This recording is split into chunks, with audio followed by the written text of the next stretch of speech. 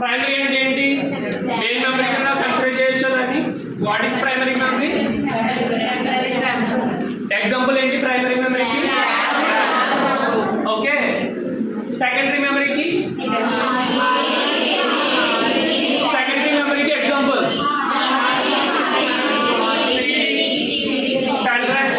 Hard disk కావచ్చు. Okay, ఇలా మనం ఏదైతే పర్మనెంట్ గా స్టోరేజ్ చేయడానికి యూజ్ చేస్తున్నామో ఆ డివైజెస్ అన్ని కూడా secondary device. Okay, hard disk, floppy disk, okay, DVD, CD అన్ని కూడా మనకి సెకండరీ డివైస్ కింద వస్తుంది. ఓకే, ఇక్కడ ఆపరేటింగ్ సిస్టమ్ అనేది చాలా ఈజీగా మనం ఒక 1 hour 2 hours స్పెండ్ చేసి అయితే మనం ఈజీగా ఒక 5 minutes అయితే మనం అర్థం చేసుకోవచ్చు. ఇక్కడ మనం ఇక్కడ 4th యూనిట్ మనకు కన్సిడర్ చేసుకుంటే ఏంటంటే ఆ చాప్టర్ నేమ్ వచ్చేసరికి memory management. Okay, what is memory అని చెప్పేసి మనకు ఒక ఐడియా ఉండాలి. ఓకే, ఆపరేటింగ్ సిస్టంలో మనకి మెమరీ మేనేజ్మెంట్ అనేది ఎలా జరుగుతుందంటే ఒక ఫస్ట్ కాన్సెప్ట్ మనకు తెలియాలి. ఓకే, ఎన్ని టైప్స్లో జరుగుతుంది memory management? 2 types. First one primary, second one secondary. What is primary memory? Okay, that is temporary memory. అంటే ఎగ్జాంపుల్ ఏం చెప్పొచ్చు మనకి? ర్యామ్. సెకండరీ అంటే పర్మనెంట్.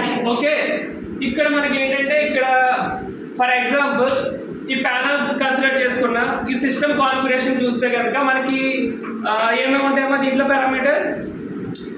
ఒక ల్యాప్టాప్ మనం పర్చేజ్ చేయాలనుకోండి, ఏమేమి కన్సిడరేషన్ చేసుకుంటాం? ర్యామ్ చూస్తాం ఫస్ట్, స్టోరేజ్ హార్డ్ డిస్క్ చూసుకుంటాం, నెక్స్ట్ ప్రాసెసర్ స్పీడ్ చూస్తాం, జనరేషన్ చూసుకుంటాం. ఓకే, నెక్స్ట్ లాస్ట్లో వచ్చేసరికి బ్రాండ్, ఏ బ్రాండ్లో కావాలనుకున్నామో మన కాన్ఫిగరేషన్ తగ్గట్టు మనకి నచ్చింది ఒక ట్రస్టెడ్ బ్రాండ్ ఏదైతే ఉంటుందో అలా సెలెక్ట్ చేసుకుంటాం కదా.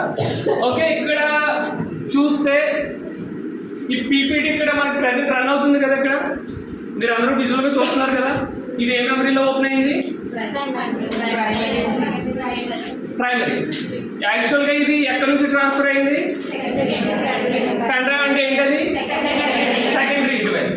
ఓకే, సెకండరీ స్టోరేజ్ నుంచి మనకి ప్రైమరీ మెమరీలో మనకి ఓపెన్ అయింది. ఓకే, సపోజ్ నేను ఒక మూవీ ప్లే చేస్తున్నాను అనుకోండి, ఆ పెన్ డ్రైవ్లో ఒక మూవీ ఉంటుంది, ఆ మూవీని ప్లే చేస్తున్నాను అనుకోండి, అది దేంట్లో ప్లే అవుతుందమ్మా మనకి? ప్రైమరీ. కనుక స్టోరేజ్ ఎక్కడుంది? అంటే మనకి ఒక్క చిన్న లాజిక్ ఏంటంటే కంప్యూటర్లో ఏ ప్రాసెస్ అన్నా మనం రన్ చేయాలి అనుకుంటే కనుక అది మనకి ప్రైమరీ మెమరీలో మాత్రమే రన్ అవుతుంది. ఫర్ ఎగ్జాంపుల్ చెప్పారు, ఈ రూమ్లో మనకి ఒక 110 members స్ట్రెంత్ ఉన్నారనుకోండి, ఈ 110 members కూడా ఒక సెకండరీ స్టోరేజ్. ఓకే, దీనిలో ర్యామ్ అంటే మనకి హార్డ్ డిస్క్ కెపాసిటీ మనం మ్యాక్సిమం ఎంత తీసుకుంటాం? మినిమం ఒక 250 GB నుంచి ఉంటాయి కదా మన ల్యాప్టాప్స్లో. కానీ ర్యామ్ మెమరీస్ ఎంత ఉంటుంది? 6 GB, 4 GB, 8 GB ఎలా ఉంటుంది. సపోజ్ ఈ రూమ్ని మనం కన్సిడరేషన్ కనుక తీసుకుంటే, ఒక కంప్యూటర్ కనుక తీసుకుంటే, దీనిలో ర్యామ్ వచ్చేసరికి డోర్ యాక్ట్ చేస్తుంది. ఓకే, ఎట్ ఏ టైం మీ అందరినీ వెళ్ళిపోమన్నా అనుకోండి, ఆల్రెడీ చెప్పాను ఎగ్జాంపుల్. ఎట్ ఏ టైం ఈ రూమ్లోంచి ఒకేసారి వెళ్ళిపోండి అన్నాను, ఏం చేస్తారు? అందరూ వెళ్ళగలుగుతారా? వెళ్ళగలుగుతారా లేదా? అట్లా ఇక్కడ వరకు వచ్చేస్తారు, ఒక్కొక్క ప్రాసెస్ వెళ్తూ ఉంటుంది, రిమైనింగ్ వచ్చే వాళ్ళు ఎంత స్ట్రక్ అయిపోతారు.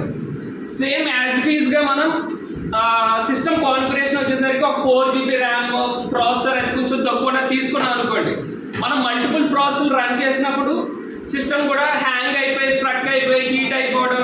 ఓకే, అన్వాంటెడ్గా షట్ డౌన్ అయిపోవడం, ఒక పేజ్ ఇంకా అలా స్ట్రక్ అయిపోయి మనకి ప్రాసెసర్ అంతా హీట్ అయిపోయి మొత్తం ఇంకా కంప్యూటర్ అంతా కూడా హ్యాంగ్ అయిపోవడం. ఓకే, ఇలాంటి ప్రాబ్లమ్స్ వస్తాయి మనకి. ఓకే, ఇన్ కేస్ నేను ఈ ర్యామ్ కెపాసిటీ వచ్చేసరికి ఈ వాల్ అంతా తీసేసాం అనుకోండి, మీ అందరినీ వెళ్ళిపోమని అనుకోండి, వెళ్ళగలుగుతారా? ఓకే, మన ల్యాప్టాప్లో మన ర్యామ్ కెపాసిటీ ఎంత ఎక్కువ ఉంటే మన అన్ని ప్రాసెస్లు ఫ్రీగా రన్ చేసుకోవచ్చు. ఓకే, ఇన్ కేస్ మన ర్యామ్ కెపాసిటీ తక్కువ ఉందనుకోండి, దానిలో లిమిటెడ్ రిసోర్సెస్ మాత్రమే యూజ్ చేయగలరు. అంటే ఒక ఏదైనా అప్లికేషన్స్ అలాంటి కొన్ని ఓపెన్ చేస్తే మాత్రం ఓకే, కానీ ఎక్కువ మోర్ దాన్ మనం దాని ప్రాసెసర్ ర్యామ్ కెపాసిటీ కన్నా ఎక్కువ ఓపెన్ చేసాం అనుకోండి, ఏమవుతుంది? స్ట్రక్ అయిపోతుంది. స్టోర్ అవ్వడం హార్డ్ డిస్క్లో స్టోర్ అవుతుంది, కానీ మనకి దేనికి కాపీ అవుతుంది? ప్రైమరీలోకి స్టోర్ అవుతుంది. స్టోర్ అయినప్పుడు మనకి ఏ మెమరీ ఆక్యుపై అవుతుంది? ర్యామ్ మెమరీ అనేది ఆక్యుపై అవుతుంది. అలా మనం ఏంటంటే ఒక కంప్యూటర్లో మల్టిపుల్ టాస్క్ చేస్తూ ఉన్నాం అనుకోండి, చేసేటప్పుడు ఏమవుతుంది? ర్యామ్ మెమరీ అనేది ఫిల్ అయిపోతుంది. ర్యామ్ మెమరీ అనేది ఫిల్ అయిపోతే ఏమవుతుంది? కంప్యూటర్ ఇంకొక టాస్క్ ఏదో ఒకటి ఇచ్చామనుకోండి, అది రన్ చేయగలదా? ఓకే, మనకి సిస్టమ్ పెర్ఫార్మెన్స్ ఎంత ఎక్కువ కావాలంటే మనకి ర్యామ్ కెపాసిటీ అనేది అంత ఎక్కువ ఉండాలి. ఓకే, ఇక్కడ ఫర్ ఎగ్జాంపుల్ మన ల్యాప్టాప్లో ర్యామ్ కెపాసిటీ వచ్చేసరికి 4 GB 8 GB ఉంటుంది.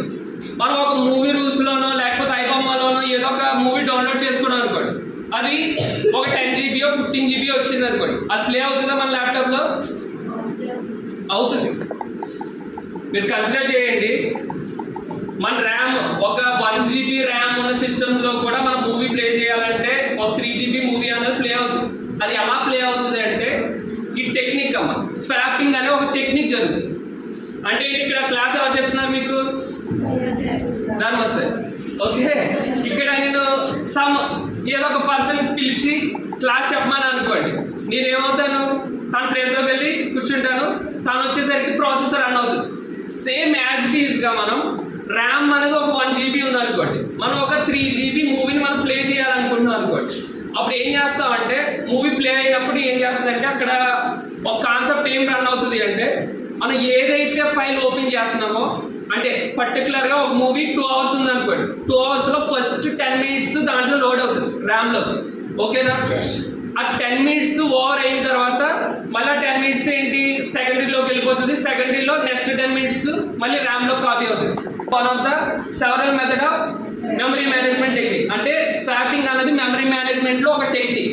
ఓకే, దానిలో మనకి జరిగే ప్రొసీజర్ ఏంటంటే ఇదేనమ్మా, ఆపరేటింగ్ సిస్టమ్ దేనిలోకి లోడ్ అవుతుంది? మెయిన్ మెమరీ అంటే ఏంటి? మెయిన్ మెమరీ అంటే సెకండరీ మెమరీ అంటారు. What is main memory?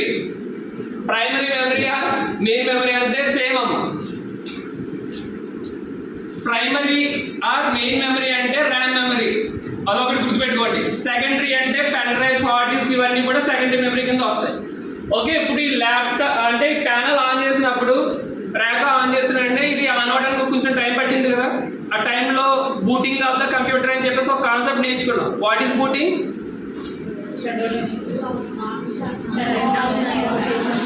Okay, loading the operating system. Okay, మనం ఏంటంటే ఏదైతే ఒక కంప్యూటర్ అంటే మనం బేసికల్గా చెప్పుకోవాలంటే జనరల్ లాంగ్వేజ్లో, మనం computer power on button press చేయగానే హార్డ్ డిస్క్లో ఉన్న ఆపరేటింగ్ సిస్టమ్ ర్యామ్ మెమరీలోకి ఫుల్గా కాపీ అయిన తర్వాత మనకి ఈ యూజర్ ఇంటర్ఫేస్ అనేది వస్తుంది. ఆ ప్రాసెస్నే మనం బూటింగ్ అంటాం. ఓకే, మనకి ఆపరేటింగ్ సిస్టమ్ స్ట్రక్చర్స్లో first concept bottom most layer ఉంటుంది ఆపరేటింగ్ సిస్టంలో. ఆపరేటింగ్ సిస్టమ్ స్ట్రక్చర్స్లో అంటే జనరల్ స్ట్రక్చర్, ఆపరేటింగ్ సిస్టమ్ ఒక స్ట్రక్చర్ మనం కన్సిడర్ చేస్తే ఆపరేటింగ్ సిస్టంలో బాటమ్ మోస్ట్ లేయర్ ఏముంటుందమ్మా? Hardware. Top most layer user interface.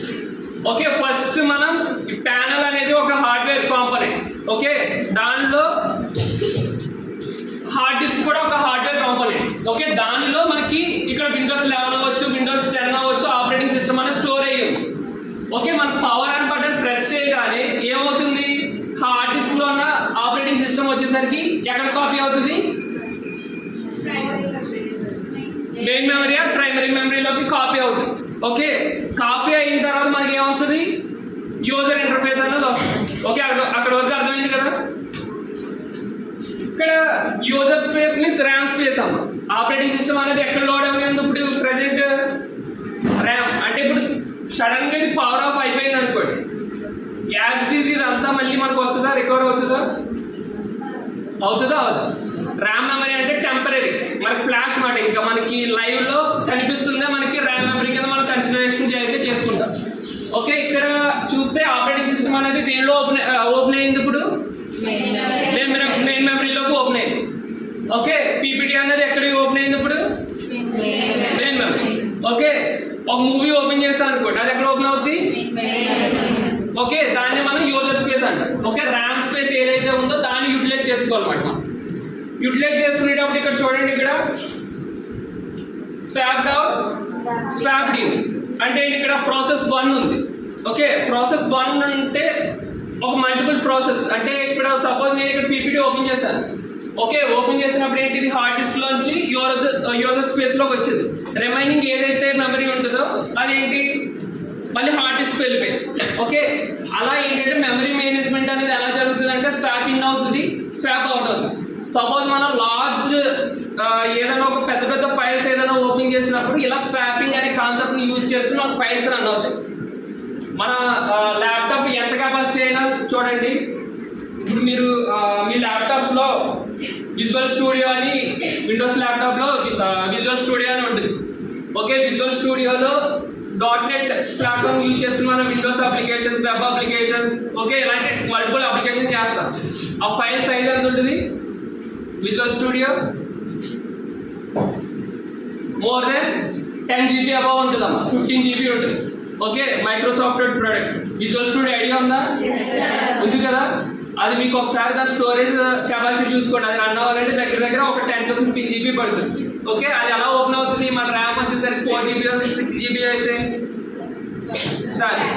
Okay, ఇలా మనకి ఏంటంటే స్వాపింగ్ అనే టెక్నిక్ ఏంటంటే ఫస్ట్ ఆఫ్ ఆల్ అది ఏ టెక్నిక్? మెమరీ మేనేజ్మెంట్ టెక్నిక్ అని గుర్తుపెట్టుకోండి. ఈ డయాగ్రామ్ ఒకటి గుర్తుపెట్టుకున్నాము ఫస్ట్.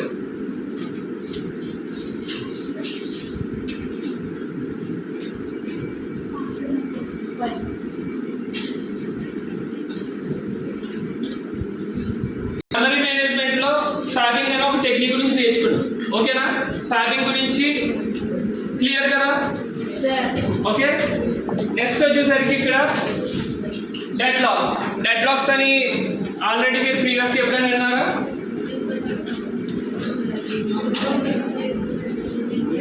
ఏంటమ్మా? ఫస్ట్ క్లాస్ చెప్తున్నా, నేను ఏ రిసోర్స్ యూజ్ చేసుకుంటున్నాను? ప్యానల్ యూజ్ చేసి ఈ క్లాస్ చెప్తున్నా. ఓకే, నేను ఇప్పుడు ఏమనుకుంటానంటే సపోజ్ ఎవరో ఒక పర్సన్ మౌనిక ఉందనుకోండి, మౌనిక వచ్చి క్లాస్ చెప్తుందని నేను ఇక్కడ వెయిట్ చేస్తున్నాను ఈ ప్యానల్ని పెట్టుకుని. తను ఏమనుకుంటుంది?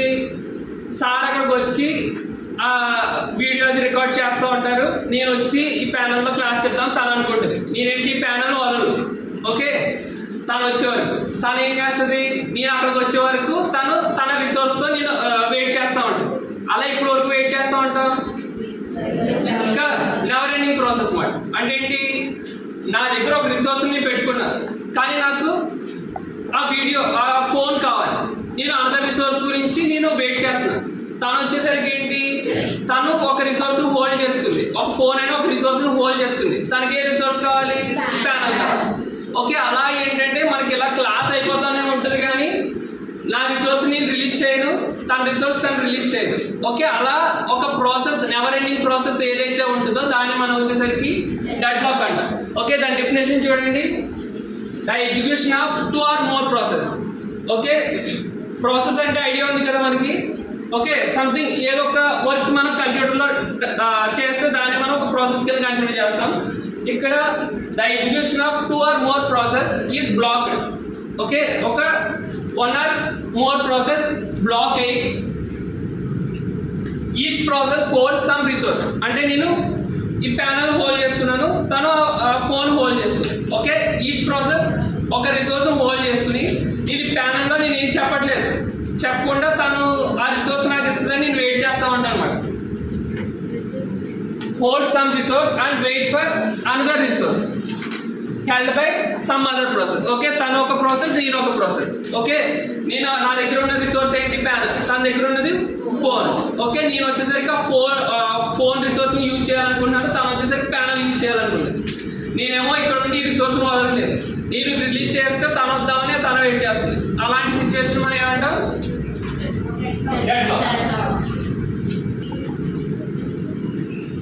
ఫస్ట్ స్టెప్ ఏంటి? ప్రాసెస్ P1 ఉంది. ఓకే, ప్రాసెస్ P1 దేని హోల్డ్ చేస్తుంది? మనకి R1 రిసోర్స్ని హోల్డ్ చేస్తుంది. కానీ దేని నీడెడ్ కావాలి? ఇప్పుడు దానికి ఏం కావాలి? R2 కావాలి. ఓకే, P2 ఏ రిసోర్స్ని హోల్డ్ చేసుకుంది? R2. మళ్ళీ దేని గురించి వెయిట్ చేస్తుంది? R1. Okay, none of the 2 process can be complete and release the resource.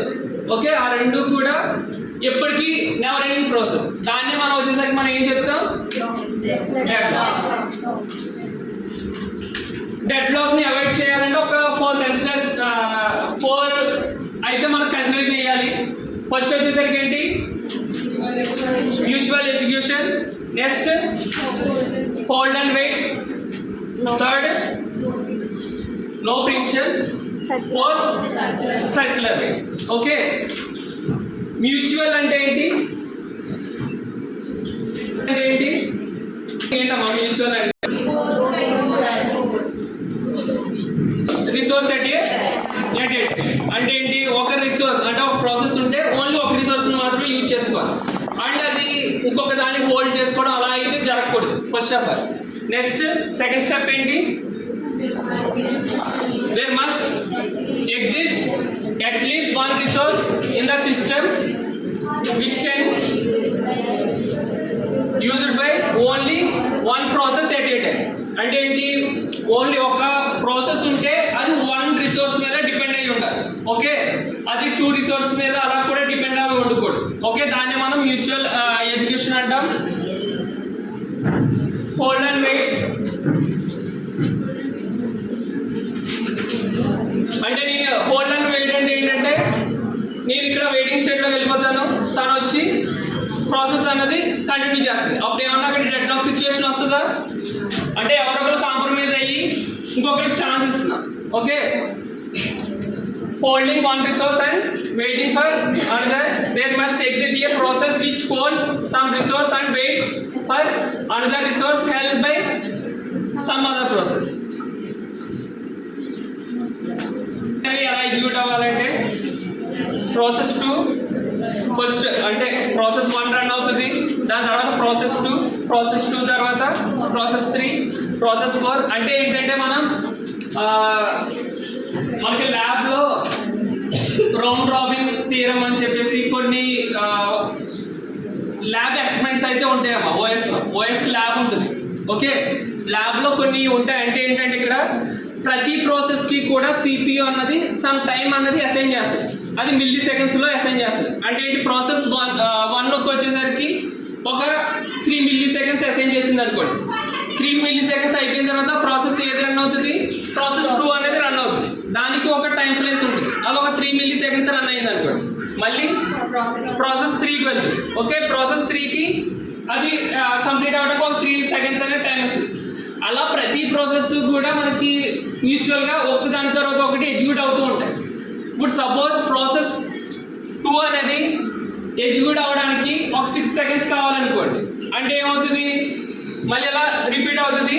Process 2 ఎంత టైం ఎగ్జిక్యూట్ అయింది, 3 సెకండ్స్ ఎగ్జిక్యూట్ అయింది. మళ్ళీ దీని దగ్గరకు వచ్చేసరికి ఎప్పుడు ఎంత టైం ఎగ్జిక్యూట్ అవుతుంది, 6. అంటే ప్రాసెస్ అన్నది ఎండ్ అయిపోతుంది. మళ్ళీ రిమైనింగ్ ప్రాసెస్. ఓకే, ఇలా మనకి ఏంటంటే ఒక సర్క్యులర్ మోషన్స్లో మొత్తం ప్రాసెస్లు అన్నీ కూడా ఒకే టైంలో అయితే ఎగ్జిక్యూట్ అవుతూ ఉంటాయి. ఓకే, ఇవన్నీ కూడా conditions for deadlock. Okay,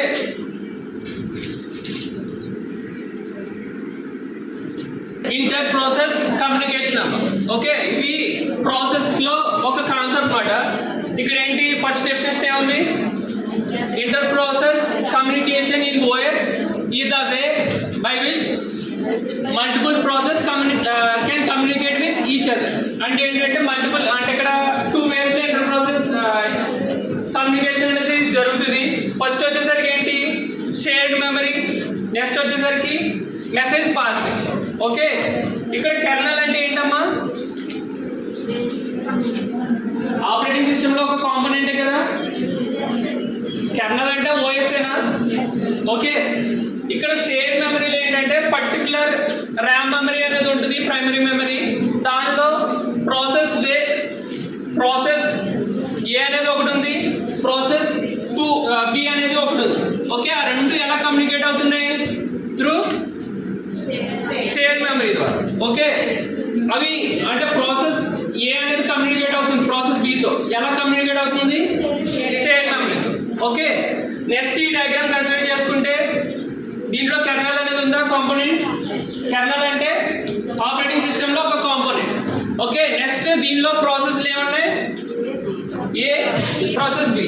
okay, ఇవి ఎలా కమ్యూనికేట్ అవుతున్నాయి, త్రూ కెర్నల్. ఓకే, దీన్ని మనం ఏంటంటే మెసేజ్ పాసింగ్ అంట. ఓకే, ఇంటర్ ప్రాసెస్ కమ్యూనికేషన్ అంటే మనం ఈ డెఫినేషన్ రాసుకుని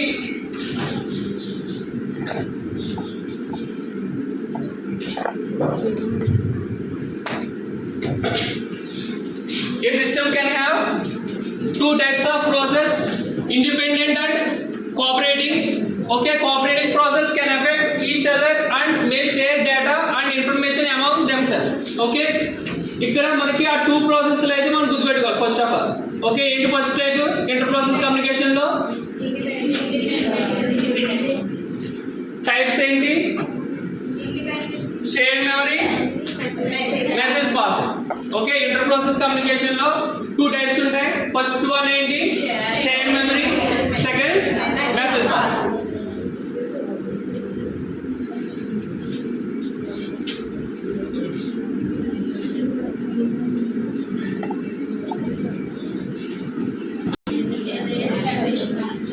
బ్యాంక్ లో ఒక 1000 రూపీస్ ఉన్నాయమ్మ. ఓకే, నా అకౌంట్లో 1000 రూపీస్ ఉన్నాయనుకోండి.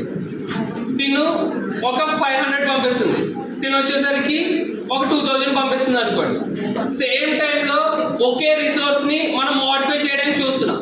ఓకే, అంటే ఒకే టైంలో ఆ డేటా అన్నది అంటే ఒక ఫిక్స్డ్గా ఒక నెంబర్ కింద మనం చెప్పలేం. అంటే అది నా దగ్గర ఉన్న బ్యాలెన్స్ ఇప్పుడు ఏమవచ్చు, 1500 అవ్వచ్చు, లేకపోతే 4500 అవ్వచ్చు. ఓకే, అలా సేమ్ టైంలో ఒకే ప్రాసెస్ని ఆ డేటాలో మోడిఫికేషన్స్ ఏమైనా జరగడానికి ఒకే టైంలో జరిగితే అలాంటి సిచ్యువేషన్ వచ్చేసరికి రేస్ కండిషన్ అంటాం. A race condition occur when 2 or more threads. Multi threading లో మనం థ్రెడ్ అంటే చెప్పుకున్నాం ఏంటి? A large program divided into subparts is called as multi-threading. Each part called as thread. Okay, ఇక్కడ మీరు అందరూ ఒక లార్జ్ ప్రోగ్రామ్ అనుకోండి. ఈ రూమ్ లో ఉన్న వాళ్ళందరూ కూడా ఒక పెద్ద ప్రోగ్రామ్. ఓకే, ఈ పెద్ద ప్రోగ్రామ్ ని ప్రతి ఒక్కరిలో కూడా ఒక్కొక్క పార్ట్. ఓకే, మీ అందరినీ కూడా ఒక లార్జ్ ప్రోగ్రామ్ ని divided into sub parts is called as multi threading. Each part called as thread. Okay, ఇక్కడ మనకి రేస్ కండిషన్ ఏమొచ్చింది? A race condition occur when 2 or more threads can access shared thread. అంటే ఏంటి? నేను ఒక thread, మీరందరూ ఒక థ్రెడ్. ఓకే, ఒక 2 థ్రెడ్స్ వచ్చేసరికి నా మెమరీని యాక్సెస్ చేస్తాయి. ఆ 1000 అనే దాన్ని 500 యాడ్ చేయడానికి, ఒక 2000 యాడ్ చేయడానికి ఒకే రిసోర్స్ మీద ట్రై చేస్తున్నారు అన్నమాట. Share data and they try to change it at the same time. అంటే ఒకే టైంలో ఏదైతే డేటా ఉందో దాన్ని చేంజ్ చేయడానికి చూస్తున్నారు. It is possible to have a software system in which the output depends on the sequence of events. అంటే ఏంటి? నా అవుట్పుట్ అంటే నా అకౌంట్ బ్యాలెన్స్ దేని మీద డిపెండ్ అవుతుంది? నీ మీద డిపెండ్ అవుతుంది, తన మీద కూడా డిపెండ్ అవుతుంది. ఓకే, సీక్వెన్స్ ఆఫ్ ఈవెంట్స్ మీద అయితే మనకి డిపెండ్ అవుతుంది. In case of events do not occur అంటే ఏంటి? మనం నేను ఈవెంట్ నాకు సెండ్ చేసినప్పుడు ఏదైనా ఒక ఎర్రర్ వచ్చింది అనుకోండి, నెట్వర్క్ ఇష్యూ అలాంటిది ఏమైనా వచ్చింది అనుకోండి, నా డేటా అన్నది తన దగ్గర కట్ అవుతుంది. బ్యాలెన్స్ అన్నది నా క్రెడిట్ అనేది నా తిరిగి కట్ అవుతుంది, కానీ నాకు క్రెడిట్ అవ్వకపోవచ్చు. ఓకే, అలాంటప్పుడు ఏంటంటే డేటాలో కొన్ని ఫెయిల్యూర్స్ అనేవి వస్తాయి మనకి. Okay, in case of events do not occur as the developer wanted a fault occur.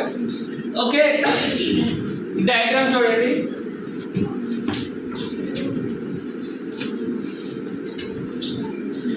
Okay, ఒక బ్యాలెన్స్ వచ్చేసరికి 1000 రూపీస్ ఉన్నాయి.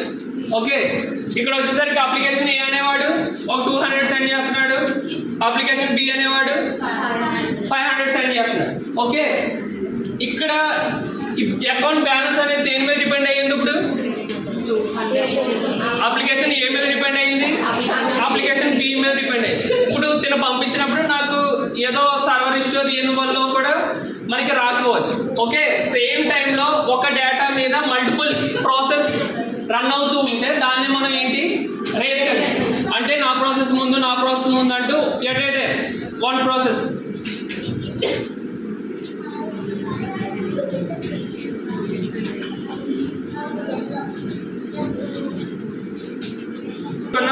స్వాపింగ్ అనే ఒక కాన్సెప్ట్ గురించి నేర్చుకున్నాం. నెక్స్ట్ వచ్చేసరికి కంటిన్యూస్ మెమరీ అలిగేషన్ అని చెప్పేసి ఈ టాపిక్ గురించి కూడా ఒక ఐడియా ఉండాలి. ఓకే, ఇక్కడ కంటిన్యూస్ మెమరీ అలిగేషన్ గురించి మనం వచ్చినప్పుడు దీనిలో 2 టైప్స్ ఉంటాయమ్మా. ఫస్ట్ వన్ వచ్చేసరికి multi programming with fixed size partitions. Second one వచ్చేసరికి multi programming with variable size partitions. Okay, ఇక్కడ మనకి ఎలా కన్సిడర్ చేస్తామంటే సపోజ్ ఒక ర్యామ్ కన్సిడర్ చేసుకున్నాం అనుకోండి. ఓకే, ర్యామ్లో మనకి ఎన్ని ప్రాసెస్ రన్ అవ్వచ్చు, యూజర్ ఇంట్రెస్ట్ మీద వాడు ఎన్ని ప్రాసెస్ చేస్తే అన్ని ప్రాసెస్ అయితే మనం ఓపెన్ చేసుకోవచ్చు. ఓకే, ఇక్కడ ఫిక్స్డ్ సైజ్ పార్టిషన్ అంటే ఏంటంటే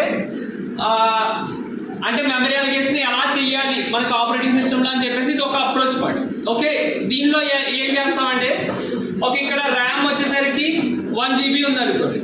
1 GBని నేను 100 MB 100 MB అని చెప్పేసి ఎన్ని పార్టిషన్ చేస్తాను, ఒక 10 పార్టిషన్ చేస్తాను. ఓకే, ఇప్పుడు నేను ఫస్ట్ ఈ పీపీటీ ఓపెన్ చేశాను. ఈ పీపీటీ సైజ్ ఎంత ఉండొచ్చు, 5 MB ఉందనుకోండి. ఫస్ట్ ఇలా ఒక ఫిక్స్డ్ పార్టిషన్స్ కింద చేస్తున్నాం కదా, ఆ ఫిక్స్డ్ పార్టిషన్లో ఫస్ట్ పార్ట్ వచ్చేసరికి 100 MBలో ఒక 5 MB అయితే యూజ్ చేసుకుంటారు. నెక్స్ట్ వచ్చేసరికి ఒక సాంగ్ ప్లే చేస్తున్నాను అనుకోండి, అది సెకండ్ పార్టిషన్లో వచ్చేసరికి సాంగ్ ఒక 20 MB ఉందనుకోండి. 100 సెకండ్ పార్టిషన్ ఉంటుంది కదా, దానిలో ఒక 20 MB అయితే యూజ్ చేసుకుంటుంది. అలా ఒక చూడండి, అలా మనకి ఏంటంటే ఒక ర్యామ్ అనేది ఒకటి కన్సిడర్ చేసుకుంటే ర్యామ్ మెమరీ అంతా కూడా ఒక ఫిక్స్డ్ సైజ్ పార్టిషన్స్ కింద మనం డివైడ్ చేసుకుని ప్రతి పార్ట్ కూడా దానికి కావాల్సిన మెమరీని అయితే అది తీసుకుంటుంది. రిమైనింగ్ మెమరీ అంతా కూడా అలా పెండింగ్లో ఉండిపోతుంది. ఓకే, అలా దీన్ని ఏంటంటే ఫిక్స్డ్ సైజ్ పార్టిషన్ అంటే అదమ్మా, అంటే ఒక నా దగ్గర పీపీటీస్ ఉన్నాయి, నెక్స్ట్ వచ్చినప్పుడు ఒకసారి పెన్ డ్రైవ్లోకి అయితే కాపీ చేసి అయితే ల్యాప్టాప్ ఉంది ఎవరికన్నా